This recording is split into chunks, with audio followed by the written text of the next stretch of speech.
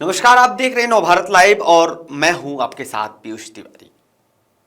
उत्तर प्रदेश से लेकर दिल्ली तक सियासत में आज एक ऐसा भूचाल आया जिसने दलित राजनीति की नींव हिला दी।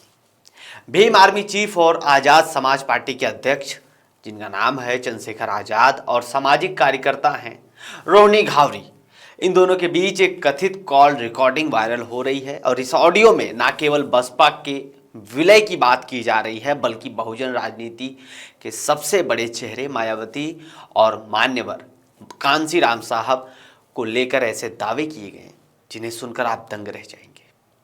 क्या चंद्रशेखर बसपा के उत्तराधिकारी बनना चाहते हैं? सवाल नंबर 1।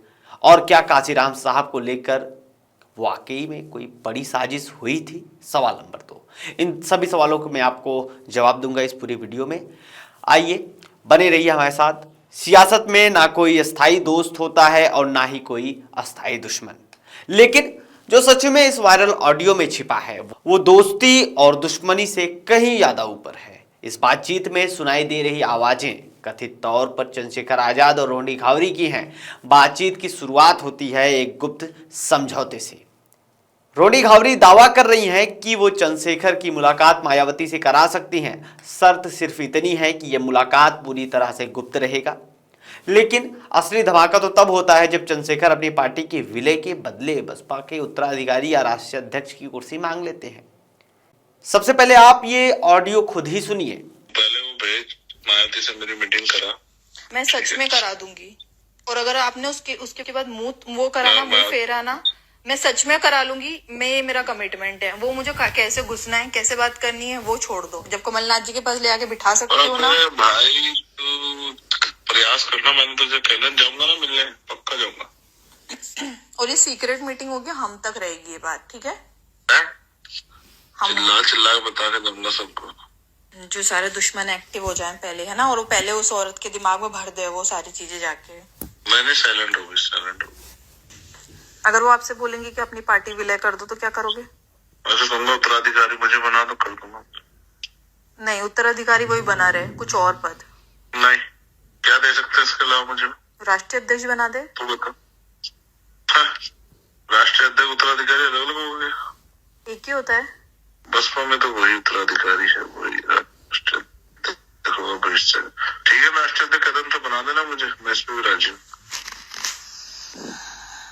क्योंकि इससे हमारे समाज का बहुत भला होने वाला है अगर आप दोनों मिल गए तो। सच बता रही हूँ मैं। हमको ना ये दो कौड़ियों के पास जाना नहीं पड़ेगा, और ये आपकी जिंदगी का सबसे बेहतरीन फैसला होगा, और महापुरुष भी आपको इसके लिए आशीर्वाद देंगे। क्योंकि ना बंटवारे से हमको कुछ नहीं मिल रहा है। सुनो, बहुत अपमानित किया उन्होंने मुझे, बुरा भला कह के। भूल जाओ, पर्सनल सब भूल जाओ। इस 2 वोट, एक मिनट सुन लेना पहले। इस पे 2 वोट नहीं है, ठीक है? अभी लंका लगा दी तो सबकी। अब देख, तू भी कह रही है ना कि भाई ठीक है, ऐसा कर लो, बंटवारा। पहले तो मुझसे कहते थे 2 वोट नहीं है लोग, इस पे ये नहीं है, वो नहीं है। लंका लगा दी था एक बार में, राजस्थान में। अभी समझती है ना, मानती है ना, दम है मेरे अंदर। क्या कहते थे पहले तो? इस पे 2 वोट नहीं तो प्रधान भी नहीं जिता सकता, ये कहते थे ना। इतना तो साबित कर दिया ना कि आज तू भी मान ले कि राष्ट्रीय अध्यक्ष बना दे उनको।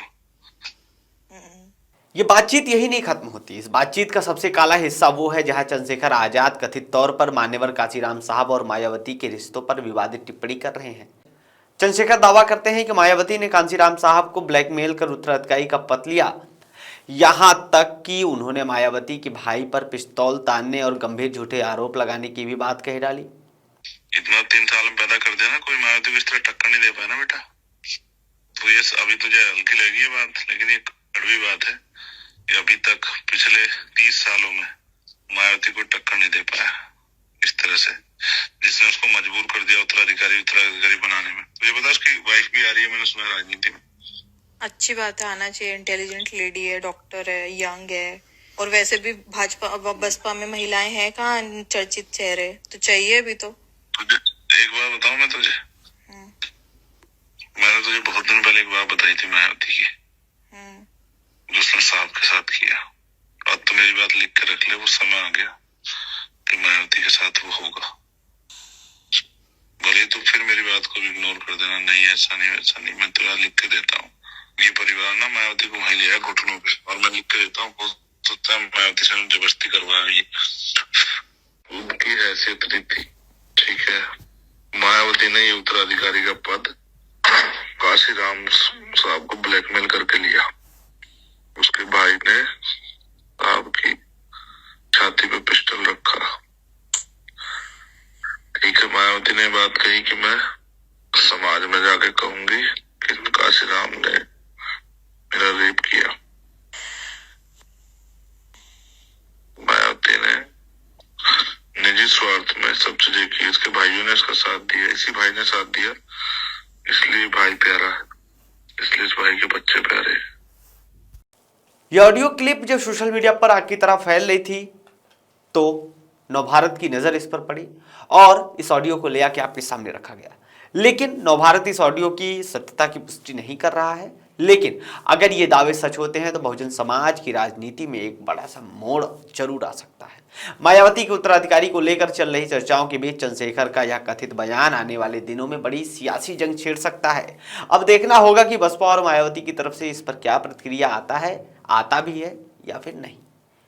तब तक के लिए बने रहिए आप नवभारत लाइव के साथ, देखते रहिए नवभारत, सब्सक्राइब करिए नवभारत। धन्यवाद।